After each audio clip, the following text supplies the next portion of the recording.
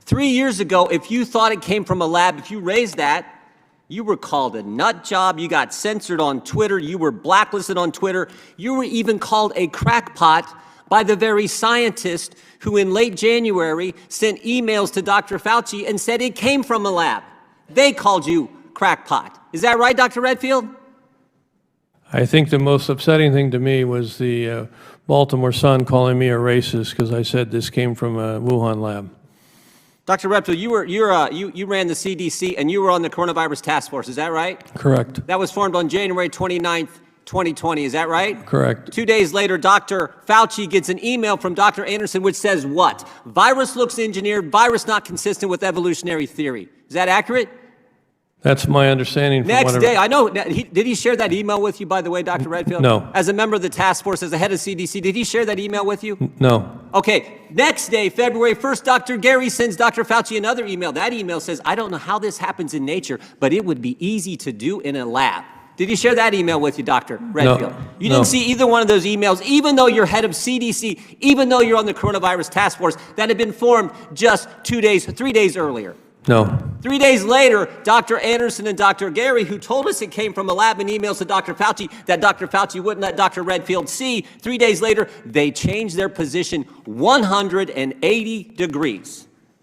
The question is why?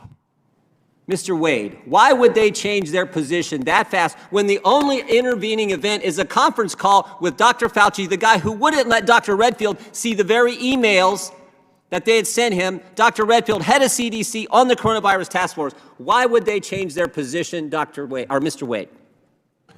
Well, this question does lie at the heart of the issue.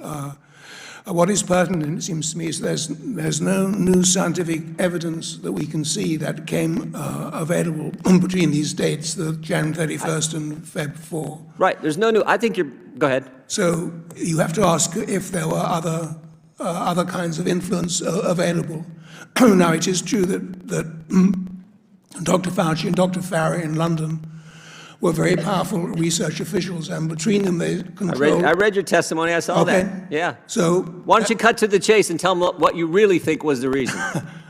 I don't know what the reason was. I know what it was. Go ahead. No, go ahead. I'll let you say it, because I read your testimony. I think you said it in your testimony, too. Maybe you're reluctant to say it here, but go ahead. Well, if you're looking at the timeline, on May 21st, just a few weeks after the Nature Medicine article had come out, two of the signatories of the original email to Dr. Fauci, that's Dr. Anderson and Dr. Gary, were awarded a $9 million grant for the... So there's 9 million reasons why they changed their mind. I knew you'd get to it. I read that last night.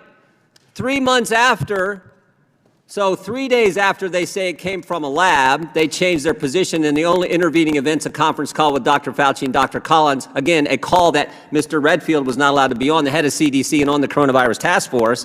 And then 3 months later, shazam, they get $9 million from Dr. Fauci. Well, isn't that something?